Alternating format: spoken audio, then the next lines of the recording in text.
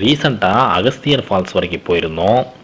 இந்த அகஸ்தியர் ஃபால்ஸில் குளிக்கிறதுக்கு 20 rupees charge பண்ணியிருந்தாங்க. இந்த அமௌண்ட்லாம் பே பண்ணிவிட்டு என்ட்ரன்ஸ்குள்ளேருந்து திரும்ப உள்ளே வந்தோம். உள்ளே வந்து இங்கே அகஸ்தியர் ஃபால்ஸில் ஒரு ½ அன் ஹவர் வரைக்கும் குளித்தோம். இந்த அகஸ்தியர் ஃபால்ஸில் சின்ன காம்பவுண்டு வால் மாதிரி நடுவில் கட்டி விட்ருப்பாங்க.